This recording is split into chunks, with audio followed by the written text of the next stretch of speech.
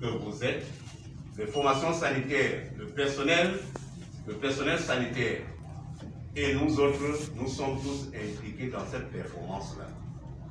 Alors, le projet a commencé d'abord dans le secteur de la santé parce que c'est un secteur qui est très sensible et depuis un certain moment, le gouvernement camerounais met de l'argent à la disposition des formations sanitaires pour qu'il n'y ait pas assez de patients, pour qu'il n'y ait pas assez de malades. Mais on se rend compte que les maladies ne reculent pas. On se dit, mais qu'est-ce qui se passe? On a estimé qu'il fallait donc stimuler une concurrence positive basée sur la performance entre les formations sanitaires.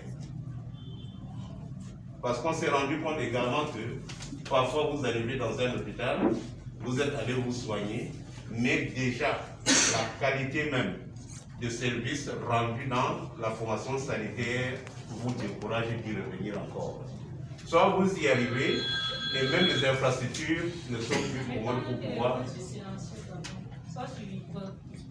Soit vous y arrivez, vous vous rendez compte que non, l'infrastructure où vous allez pour vous guérir, vous pouvez encore vous amener plutôt d'autres maladies.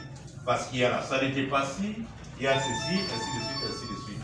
Où vous arrivez dans une formation sanitaire, on vous consulte, il faut acheter le produit. Au lieu que vous achetiez, n'est-ce pas, au lieu que vous achetiez dans la pharmacie de l'hôpital, ou encore dans une pharmacie, il y a par exemple un infirmier qui va vous dire, moi j'ai ça sur moi, et on vous vend ça. L'argent n'entre pas dans la caisse de l'hôpital, mais ça rentre plutôt dans la poche d'un individu. Alors, le PBF vient maintenant assainir tout ça. Assainir tout ça. De telle sorte qu'il n'y ait même pas de cumul de fonctions dans les formations sanitaires. Si vous êtes chef de district, vous êtes chef de district. Si vous êtes directeur de l'hôpital, vous êtes directeur de l'hôpital. Pas de cumul. Et également, on dit, en fonction de votre compétence, vous aurez des subsides. Vous aurez des subsides.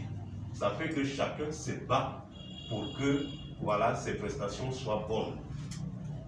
Chaque formation sanitaire se bat pour que ces prestations soient bonnes afin de bénéficier des subsides. Et pour bénéficier de ces subsides-là, alors, qui sont les moteurs? Il y a beaucoup.